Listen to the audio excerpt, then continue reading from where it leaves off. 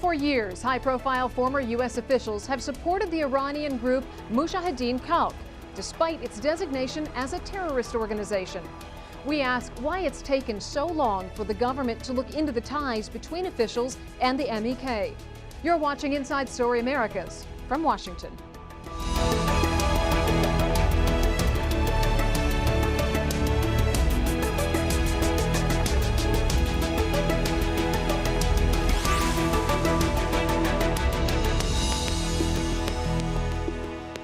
Thanks for joining us. I'm Lisa Fletcher. Since its creation in 1997, the U.S. list of terrorist organizations has included the Iranian group Mujahideen-e Khalq. The group's supporters say they are Iran's democratic opposition, working for a nuclear-free Iran. But critics say they have a violent history that dates back to the overthrow of Shah Reza Pahlavi. Most members of the group now live in an Iraqi camp. Unlike other designated terrorists, the MEK, as it is known, enjoys the support of many high-profile former U.S. officials. They include former New York City Mayor Rudy Giuliani, former CIA Director James Woolsey, and former Secretary of Homeland Security Tom Ridge. They've traveled around the United States and some the world, giving speeches advocating for the MEK's removal from the U.S. terrorist list, and they get paid tens of thousands of dollars to do it. Now the U.S. Treasury Department has launched an inquiry into whether these officials are being paid by the MEK to speak, and in so doing, violating U.S. law. Here are excerpts from some of the speeches. They do not belong on the list. They're not a terrorist organization. Take them off the list. I don't think that organizations should be put on that list for political purposes, as the MEK was in 1997. I don't think organizations should be kept on that list, as the MEK was in 2008, for political purposes. I think the facts should be allowed to fall where they may. We will stand up for them. We are with them as if we are in that camp with them today. Whatever they do to them, they do to us.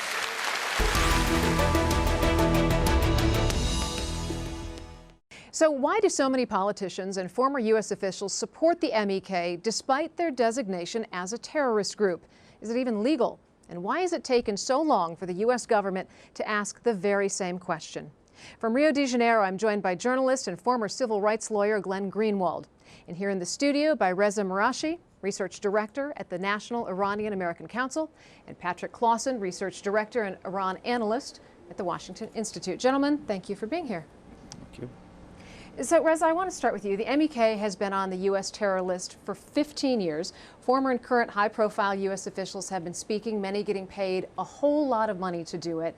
There's no such thing as accidental timing in politics. Why is it now that this inquiry is being made? I think it's been a phased process that's been going forward by the MEK that's been going on for quite some time now, multiple years. First, they focused their efforts on Europe. They got off the list in Europe on a technicality. And then when you're able to get off the list in Europe, it frees up avenues to move money. I always like to use the comparison of the Iranian regime itself being able to circumvent sanctions by finding new ways to move money. It turns into a game of whack-a-mole. I think that's kind of what we're seeing now. Obviously, there are serious differences, but if there was an analogy, it's to say there's no perfect way to sanction the flow of money, and then when you open up an avenue, as has happened in Europe, it made it easier for this money to move. So what we've been seeing over the last year is a concerted push by this designated terrorist organization with the support of former high-profile government officials in an effort to get the State Department to change its ruling, primarily focusing on Capitol Hill in terms of its direct advocacy work. To date, it's been unsuccessful, but there's no guarantee that these efforts will not force the U.S. government to change its decision that it's rendered consistently for the better part of 15 years, really since the terrorist organization list, the foreign terrorist organization list, was created. Patrick, do you think MEK is a terrorist organization? No, I think it's a weird cult. I visited them at their camp in Iraq, and it's run like a cult. But they're not a group which fits the legal criteria for being designated. That is to say, they do not engage in terrorist activities, nor do they retain the capability and intent to engage in terrorist activities. They have this strange idea that they're going to be an important force in Iranian politics, which is not true. Most Iranians don't like them, if they know anything about the group. But that's irrelevant. If we wanted to have a list of weird cults, we should put them on it. But this is a list of groups that engage in terrorism or retain the intent and capability to engage in terrorism, and they don't belong on that list. So, Glenn, is the MEK just a weird cult organization undeserving of being on the U.S. terrorist list? I don't think so if you judge by the way in which the U.S. terrorist list is compiled. It is simply indisputably true that the MEK has in the past killed civilians and targeted civilians, including Americans. And although that hasn't happened for a couple of decades, there are other groups on the terrorist list who haven't targeted Americans or killed civilians deliberately in many, many years as well. But I think more currently, there was an NBC News report from just last month that reported that the MEK is being funded by the Israeli intelligence agencies, and that specifically they've been trained and are the ones who are perpetrating the spate of assassinations of Iranian civilian scientists on Iran soil, which is a definitive act of terrorism. So, I think you can have a debate, reasonable debate, about whether the MEK should or shouldn't be on the list, but I think the important issue is that they are on the list, and therefore it is a criminal offense, a felony, to have any transactions with this group, let alone to provide material support, which the Supreme Court said is what you do if you coordinate advocacy on behalf of that group. There are lots of Muslims sitting in prison who have been prosecuted for materially supporting a terrorist organization for doing far less than this bipartisan cast of U.S. officials have done. And they don't get to say when they're caught, well, yes, I gave money to a group on your terrorist list, but I don't agree with your list. And if that defense isn't available to them because the law is so clear, it shouldn't be available to these officials either. Patrick, what's your response to that? Well, we have a Constitution in the United States, and it gives people the right to petition the government for redressing grievances. And so if some individual in the United States feels that the action of the United States government in listing the MEK is a mistake, they do have the right to speak out about that matter. And okay, if that individual happens to be somebody who gives money so that others may speak out, they also have the right to do that. The only question here is this being done in coordination with the MEK? If it's being done in coordination with the MEK, then Glenn's absolutely right. And then a crime has been committed, and somebody ought to go to jail for it. But if people want to speak out about this subject, that's fine. And by the way, some of the public officials who've spoken out about this matter, such as R. James Woolsey, the former director of the CIA, has never received a penny for doing this. Not one single penny. And furthermore, a number of these government officials, have written about how they spoke out while they were in government service. And so, for instance, Louis Freeh says that while he was director of the FBI, he never saw any information which indicated that the MEK was a threat to Americans, and that therefore he never was willing to devote any of the resources of the FBI to investigating them. Let's let Glenn jump in here. Glenn? Yeah, what Patrick is saying may or may not be true. All of these defenses have been tried before by lots of Muslims. Not true. Not true. There's not one person who has tried. Let me finish. Let me. If I could finish speaking, since you just spoke uninterrupted for 3 minutes, that would be really appreciated. A lot of Muslims who have been prosecuted for material support have made similar arguments. They've said, when I put YouTube clips up advocating for this terrorist group, or when I include a channel from Hezbollah in the cable services that I offer, all I'm doing is expressing the political views that under the Constitution I have the right to express. And almost every single person who has raised that defense is sitting in prison. And the Supreme Court in 2010 in the Holder versus Humanitarian Law case said that even though you have the right to express your political opinion, when you do it in coordination with a designated terrorist group, then you are breaking the law. And even if Louis Freeh and these others believed in these things before they were ever paid, just like lots of Muslims believed in the advocacy they express, once they start coordinating, meaning meeting with the leaders, getting money, going and meeting with them, that is far more coordination and material support than many, many nameless Muslims who have been prosecuted under the statute. I'm fascinated that someone who describes himself as a friend of civil liberties thinks that this is a good idea. I had thought that, in fact, the people who were friends of civil liberties thought that it was a shame that there were many people in this country who were being prosecuted for their attempts to speak out on controversial issues. Well, this is an important point, because there are individuals, former high-profile U.S. government officials, that are being investigated. They've been subpoenaed. So do they have a chance to prove beyond a reasonable doubt that they are innocent of any potential charges that might be put forward against them? Of course they do. But I think it's very telling that the Treasury Department has systematically put together a case where they've been able to subpoena speaking agencies that a dozen or more of these individuals have professional relationships with, in an effort to get to the bottom of how is the money working. And then once you figure out how the money works, then you get a better sense of who's taking what, who's doing what, and so it's very telling. Well, it's an important question. Not only how is the money working, but where is the money coming from? Absolutely. And this is something which the Treasury Department ought to investigate. It would be very appropriate. It's a very good idea for the Treasury Department to get to the bottom of finding out where the money is coming from. If this is being done in coordination with the MEK, a crime has been committed and somebody ought to be convicted. But I don't know if that's the case. However, on the substance of the question of whether or not the MEK ought to be listed as a foreign terrorist organization, that one is a slam dunk case. Well, not the so answer much. Is no. Well, let's take a step back. Glenn said, for instance, the business about the MEK allegations that it was involved in the killings of Iranian scientists inside Iran. If we're going to say that everyone involved in targeted assassinations is responsible as a terrorist, then Mr. Obama will be quickly thrown in jail, because the United States has killed over 1,000 people with its targeted assassinations through drones. Targeted assassinations that have included American citizens. So the idea of using targeted assassinations as an instrument of war is something that the United States is well accepted. And so the idea that Israel might use targeted assassinations as an instrument of war, we may not like it, we may disapprove of it, we may think it's a bad idea for Israel to do that, but that's a valid instrument of war. I think we need to take one step back. Let me step in there for 1 second and say this.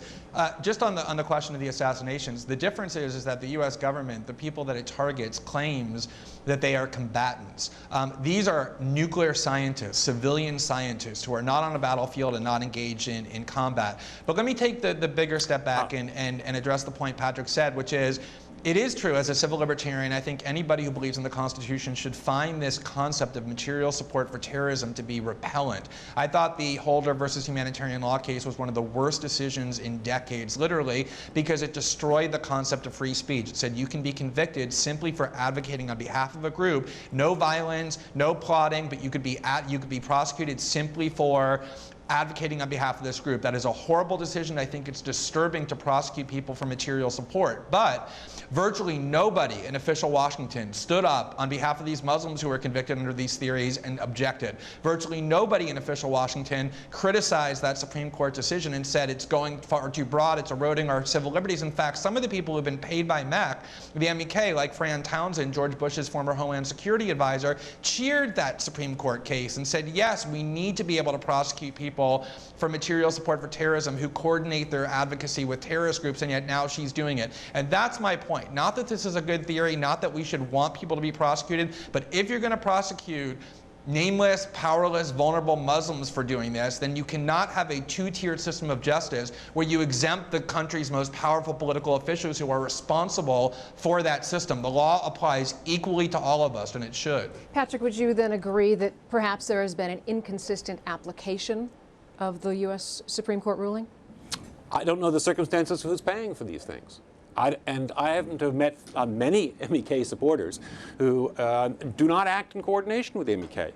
Heck, I got neighbors in my neighborhood in Georgetown, people who are quite wealthy and who could pay for these kinds of speeches, who frankly have had no contact with the MEK leadership in many years, and yet they still are friends to the MEK. I don't know who's providing the money for these activities. And I could well imagine that there are many people who think that there's something really horrible happening to the MEK because of the events of the last year. Over the last year, the MEK has been faced a great deal of pressure from the Iraqi government, and they have been ordered to leave the camp that they've been at for the last 20-something years. And it's not surprising to me, therefore, if the MEK's friends around the world think that this may lead to the death of many MEK members. Now, I think they're wrong and they're exaggerating the fears, but it is against that background of the stepped-up attack against the Iraqi government that we've seen this extraordinary effort. But what about just the appearance of things? Let's take MEK out of the equation and let's put in Hamas, or let's put in Hezbollah, side by side with Tom Ridge and Rudy Giuliani and John Bolton, and focus it that way. Does the American public react differently? Do any of our guests here react differently? I mean, you're asking the million-dollar question. When the MEK was put on the terrorist list in 1997 by Martin Indyk, who actually created the Washington Institute for Near East Policy, he's a brilliant diplomat. In his book, Innocent Abroad, he wrote about this. And he said, we decided to put the MEK as a designated terrorist organization, not because they were pro-American or anti-American, but because they were a terrorist organization beyond a shadow of a doubt, and it was a way for the Clinton administration to demonstrate to the world that we treated friend and foe alike. And actually, he also went on to say that it was the Iranian government which asked the United States government to take this step, and that it was in response to the request of the Iranian government that the United States inaugurated its investigation. So this was a favor to Tehran? Yes. No. That is how Martin Indyk described it, as indeed that investigation was a favor to Iran. That is not how Martin described it. He described the investigation as in favor to Iran. On page 220 of his book, he said, we hoped the Iranians would receive it positively. But that is not the reason why they did it. And if I may say so, if you're going to say that the MEK used to kill Americans, no question about it. So did the leadership of the Palestine Liberation Organization, with which we've had very close relationships for many years. So did the leadership of the Irish Republican Army. There are many groups which engaged in terrorism in the past, which we have said they stop terrorism, and they're one of the things we want to do. Why the designation process is to encourage organizations to give up terrorism. When a group gives up terrorism, we should take them off the list. But then we have to ask ourselves, why does the United States government continue to reach a determination year after year this designation is reviewed? No court that has looked at this matter and has had access to all the information about this matter has agreed with the designation of the U.S. Patrick, government. that's absolutely false. No, every European false. court that has had full information has come to the ruling that there is no reason to list it. The U.S. courts do not have the right to look at all the information and rule on the basis of whether or not it's a terrorist organization. That's also They false. can also only rule on the procedural issues. That's also and false. no, I'm sorry. That is what the court said. Would you like me to tell you what the court said? No, because I'll tell you. on Here's March what the court 26th, said. we will hear again. Here's what the Court of Appeals said. When the Court of Appeals spoke publicly, one of the judges said unequivocally that the classified evidence that was put forward by the Secretary and the people that helped her put together the evidence that was submitted to the Court of Appeals, which is said by March 26th, the United States must respond to a petition by the MEK. She said that the evidence was beyond a shadow of a doubt. This is a judge on the Court of Appeals. That's public information. What she said was the procedural issue. That's public She was information. discussing the procedural issue. She Glenn? was not discussing the question of the substance of whether or not it's a terrorist group. To me, the way that this debate is being framed is exactly the point of the question that you asked. There are, as I said, a lot of groups on this terrorist list that many people think shouldn't be on there. And this has been true for ever since the word terrorism entered our political lexicon. There's that fine line between being a terrorist and being a freedom fighter. A lot of people think that Hezbollah is not a terrorist group. For years and years and years, Europe refused to categorize Hezbollah as a terrorist group on the grounds that what they were primarily devoted to was defending the Lebanese border from Israeli incursions. And of course, it's been many, many, many years since Hezbollah ever targeted an American or killed an American civilian by targeting them, and yet they're still on the terrorist list. And there are a lot of people who, for very minor acts, end up being prosecuted for materially supporting Hezbollah or groups or charities linked to Hezbollah, and you don't have anyone in Washington think tanks coming forward and making the argument that Hezbollah shouldn't be on the list and therefore the person did nothing wrong. And even the criteria that's being invoked on behalf of the MEK as to why they should be off the list would result in the removal of a whole variety of groups that are currently on the list that nobody ever objects to, who also haven't killed Americans or targeted Americans. As somebody who's written often about how the list, the law is clear. As somebody who's written often about why it is we ought to purge the list of many of those groups, and I may say so, Glenn, I have spoken out about those other groups and more than I've spoken about the MEK. My objection has been that the list is being politicized. My objection has nothing to do with the MEK. My objection is that we're making this list into a list of groups that we don't like, rather than making this into a list of terrorist groups. And I want to see the list cleaned up. I want to see groups that as you say, do not fit the criteria of the law removed from this list. And the problem I have with listing... So you favor the removal of Hezbollah? No, because I think Hezbollah retains the capability and intent to engage in terrorist activities or terrorism. And the United States government renders that same decision on the MEK. That's why they've kept them. Okay, so here's a question. Reza, you were just talking about how judges who've looked at this case and had access to classified material have said beyond the shadow of a doubt. No, not judges. He said a judge. A judge. And if I may say so, no court has held a ruling of that sort. Where we've seen repeated court rulings to the contrary. Those with access to classified information, according to you, have said... Not according to me, according to the judge on the Court of Appeals. No, she said that Hang on. People with access to classified information have said that MEK should be on the list. Is there only one person that believes this? No, absolutely not. I mean, just look at the designation being re-upped year after year after year. Okay, that goes to the point I'm trying to make, spectrums. which is that a lot of these people who are on the list of MEK supporters, some of whom have been paid, like former CIA directors, like former FBI directors, like Tom Ridge, like the chairman of the House Intelligence Committee former top counterterrorism officials.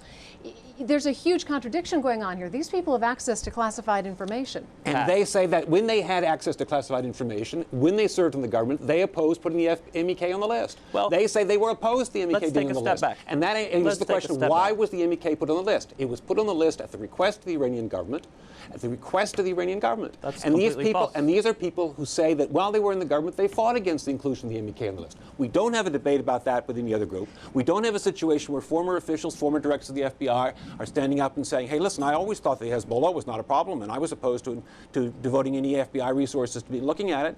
We don't have a former person who was responsible for counterterrorism in the State Department standing up and saying, I recommended taking Hezbollah off the list, and I was overruled by the Secretary. There's only one group on that list for which we have the former officials responsible for making recommendations about these groups saying, I recommended taking it off, and I was overruled by my political masters, and that's the MEK. Well, no, let's take a step back. That's not No, go ahead. I'm seriously amazed by the suggestion that the only reason the MEK is on the list is because the Iranian government wants them on there, as though the United States terrorism policy is catered to the wishes of the Iranian government. The United States government lists Iran on its terrorist list as a state sponsor of terror. The reason that these officials want the MEK off the list and have suddenly developed such a passionate, profound interest in the MEK is twofold. One is that many of them are being paid large sums of money in order to advocate this. The other is that what we consider to be terrorism is solely a function of who it is that's doing it and who are the targets. And right now, everybody in official Washington is obsessed with hostility towards Iran. And so any enemy of Iran is a friend of the United States, which now includes the MEK. And that's the reason that there's all of this movement to get the MEK off the list, because we perceive them as a potential ally, like the Israelis do, in this Cold War that is being waged against Iran. The whole premise of this argument that there's some objective criteria for what is terrorism, and then you can do a mathematical evaluation about whether a group is or is not guilty of it is absurd. That terrorist list is inherently politicized. It is a way of delegitimizing our enemies and strengthening our allies, and that's what it has always been from the start of the appearance of this term in our political discourse.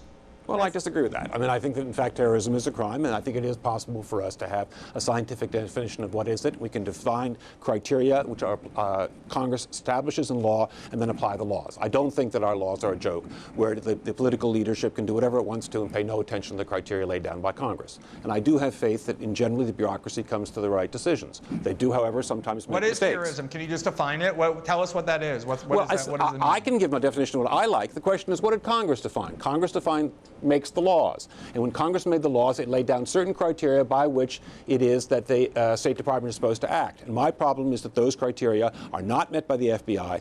The criteria here, by the way, is not simply that the organization has to be terrorist. It has to be a foreign organization. It has to engage in terrorist activities as defined by section so-and-so and so-and-so, or it has to retain the capability and intend to engage in terrorist activities, and it must also threaten the security of U.S. nationals or the national security of the United States. Those are the criteria. You know, I want to move off of this because we're going to run out of time. Reza, let's talk a little bit about this date that's coming up. Hillary Clinton, Secretary of State, has to make a decision on whether or not to delist MEK. What does she have to take into consideration in terms of Iran, in terms of Israel, when she makes this decision? Well, Patrick just very kindly read to all of us what the terms are that are considered when a designation is made and or lifted. So those are the things that she's going to be taking into account, and she's going to follow the guidance of officials at the State Department who are informing her. But at the same time, the MEK has done a very good job of putting a proverbial noose around her neck and really tightening it to make this a very high-cost political decision. And there's a very serious concern within the U.S. government that there will be violence surrounding this decision, whether it's a decision to relist the MEK or delist the MEK. And the reason why they think that, or why they potentially fear it, is because they have determined year after year after year that this group retains the ability to commit violence, not just on their own members, not just on foreign countries, but also against the United States of America. So all of these things are going to be factored into the process of a final decision being rendered. But I want to make one more point while we're on it, and that's by March 26th, when the court has said that the Secretary and the State Department have to respond to a petition. That's what they have to do. They have to respond to the petition. They do not have to render a final decision on the terrorist designation by March 26th. We're going to have to leave it at that. Gentlemen, thank you for joining us. And that's it from the Inside Story team in Washington, D.C. Don't forget to follow us on Twitter and Facebook, where you can find more information about the program. And we want to hear from you. Tell us what stories you think we should be covering. Send your ideas directly to us at InsideStory@aljazeera.net.